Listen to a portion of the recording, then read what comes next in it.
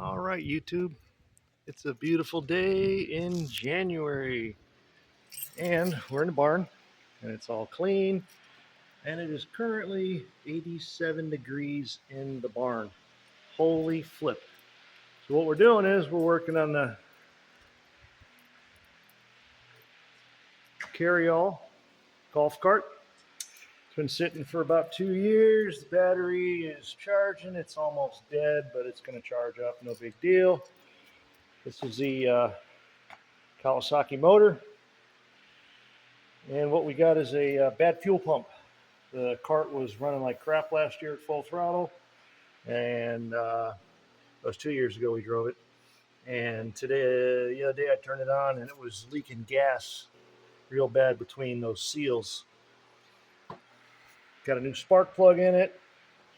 What we got is we're going to do an oil change, and we're going to run the AMSOIL commercial grade 1030 oil. It's pure synthetic. The oil filter that it normally runs is the Red Hawk, and there's the filter part. It's okay. It's not the best in the world. Direct replacement is the AMSOIL EAK 1509. You know I'm an AMSOIL fan. And this is the fuel pump. They want $90 for this fuel pump at Buggy's Gone Wild. Ooh, that's all sealed up. And I got it for $10 last night on Amazon, and they delivered it at 7 o'clock this morning. So we're going to go ahead and replace that. So basically, we're going to undo the two screws that hold it to the frame, and then we're going to just undo all the fuel lines and replace them. The fuel is shut off on the tank. 0 and 1 are binary. 0 is off, 1 is on. So the fuel is shut off. It's got a full tank, brand new gas of ethanol free. That's all I run in these guys, and it's got a new spark plug. I'll check the air filter, and I don't know if this battery is going to make it or not. I might have to get a new battery. I just replaced the stupid donut down there. And this club car has a aluminum frame, which is why I got it. It's rust preventative. I've got the oversized tires on it. These are my pavement tires. I do have a set of off-road tires. Got them sitting up here on the rack. This rack is freaking awesome. If you don't know about this rack, let me show you what it is. I've got 3 of them. Well, actually, I got 4 of them now. So this is it right here. It's a New Age 40802, and it basically, we put everything on it. They hold 600 pounds. I know there's not 600 pounds on there, but we got the stereo system up there. And I've got the other one down there, and I've got the other one over there, and there's going to be a third one, fourth one going right there, which is going to put the saws up, and then everything is off the floor, and then we can grind this floor. And I'm going to use the Sherwin-Williams tile clad, which is a 2-part epoxy, solid, and we're going to turn this into a roller rink. But right now, let's go ahead and switch out that oil. Yeah, we're going to do the oil. We're going to do an oil change, and we're going to do the fuel filter. So let me go ahead and do that. Get the, I think that's a 7mm. Let's find out. Oh, my light. It's my icon light. I love this light. So it's a, well, I did break it free. Oh my God, they're tight. It's a 10mm.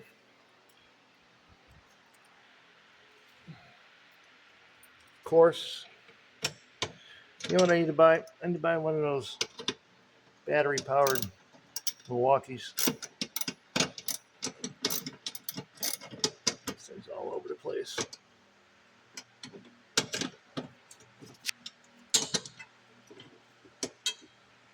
Oh my God, these things are tight. All right, let me get them out of here. 10mm takes them out.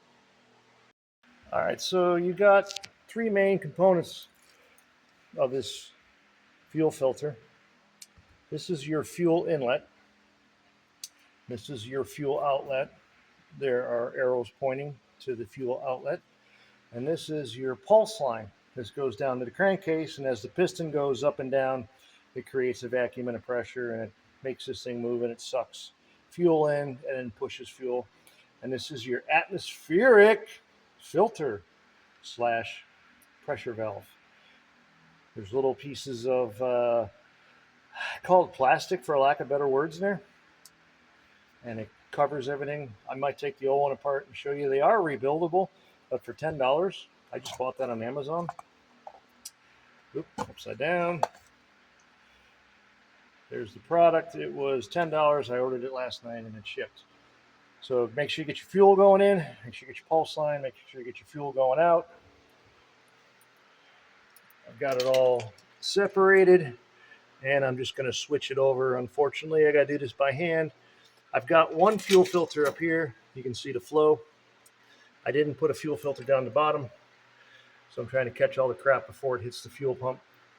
So I'm just going to switch those 3 lines and then remount that, and then we'll fire this up and see if that solves 99% of my problems with this golf cart. And then we'll do an oil change on the next video. All right, got the new fuel pump installed. Easy peasy. 3 hoses. I got to put a clamp on there. Yeah, I know. So as you can see down here, get some light down here. Where's the fuel? The fuel is like right about there. So there is fuel in there. There's fuel in the carburetor. So that's good to go. I got I love this thing. Noco Boost. This thing is the best thing on the planet. Okay, so it won't start because the battery's dead, but if you push that, now it's in boost mode. Got to do that first, then you connect the cable, and then we go ahead and turn the key. All right, see if she starts.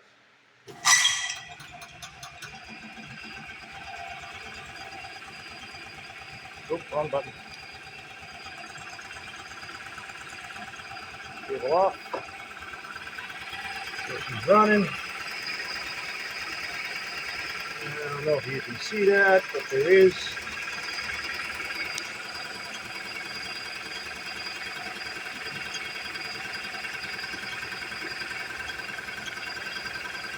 All right, I got a leak. Let me put a clamp on that.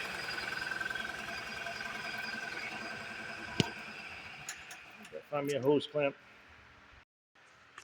All right, got my old trusty hose clamp on there. It's nice and tight. That's just a purge valve. That one seems to be okay. All right, got the thing ready to go. Let's hit the key again.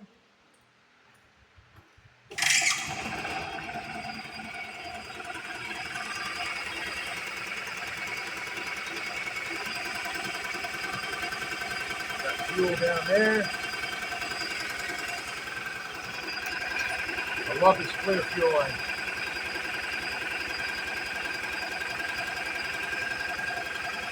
So there's fuel coming in.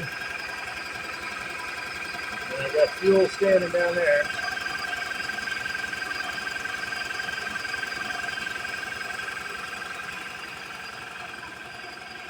Turn that off. Generator's working.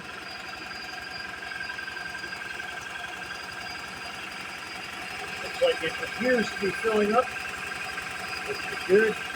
Local's filling up. I don't have a hose clamp down here, but it is dry. I'll put a hose clamp down there later. And that was just overfill, overspray. Give it a little gas. Take the choke off. And let's see if she wants to run.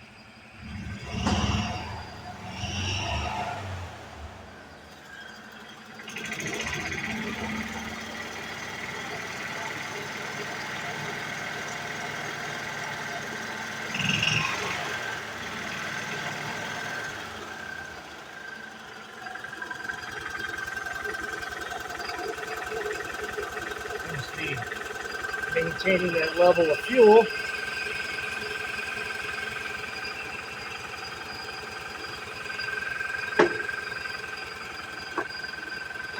All right.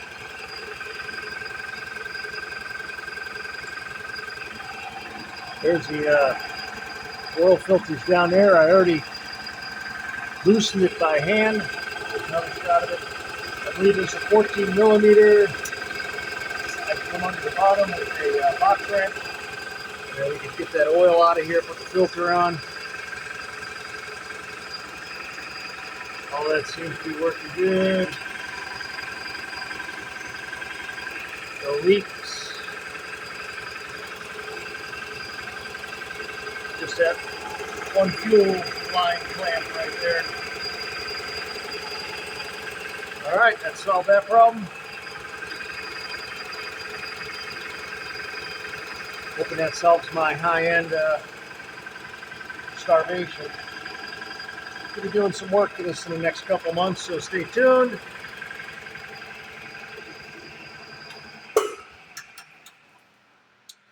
So that's how to replace your fuel filter. That's the same on, like I got this Cub Cadet over here. It's the same thing. It's got a Kawasaki motor in it. Those got some really crappy fuel pumps in them. That's easy peasy. Got plenty of fuel in there. I don't know if I'm going to put the secondary. I have all kinds of crap down here. There was like double fuel shutoffs and double filters, and the previous owner had crap everywhere. I just called that as points to fail. And I like the clear fuel line because you can see where your fuel is. I've always ran that on my jet skis. Never had a problem with it. So we're going to go ahead and I'll put a fuel line clamp down there, and then we'll pull it out in the driveway and do an oil change. And that will be the next video. Like I said, we're going to put the AMSOIL 1030 in there with the AMSOIL filter. There's the fuel pump that we bought from Amazon. It was like $10, and I think it was free shipping. All right, guys. That's a Club Car carryall, which I do believe is the same as a DS, gas-powered. And it's going to be the same as, let's go over there and take a look at it. This is the Cub Cadet. It's got a Kohler. Yeah, there it is right there. Can you see it? There's the fuel pump for this one. These are known to take a dump. I have yet to change this one. It's going on 10 years, baby. They don't make this no more. This motor is gone. You can't get it no more. Home Depot has gone to a single cylinder Briggs & Stratton, which is, in my opinion, a POS. If you could find a Cub Cadet, this is the 46-inch LT. I think it's an LTX. Somewhere on there was some numbers. I don't even know where they're at anymore. There it is, XT1. And it, like I said, it's 10 years old, and I've got over 480 hours on it. The fuel filter was done on 6/25 with 481 hours on it, and this thing still runs. And I got the big farm tires on it. So there's the fuel pump, fuel filter, and the tank. Everything else seems to be working good on this bad boy. That's it for this video. We're going to go ahead and do, that Exide battery is super old. I don't even know if I could find a year on it. That thing is old as crap, and it still works. You can't buy stuff anymore. New stuff sucks. We'll see how long this bad boy lasts. There's the old one right there. Like I said, sometimes they have Mikunis on them. This one looks like it's been changed already. I've had it for 4 years. I don't see any brand name on it. It's probably just a cheap Amazon knockoff like that one is. But hey, if it's $10 every year when I do plugs and oil change, it's worth it. All right, guys. Thanks for watching. Catch you later. See ya.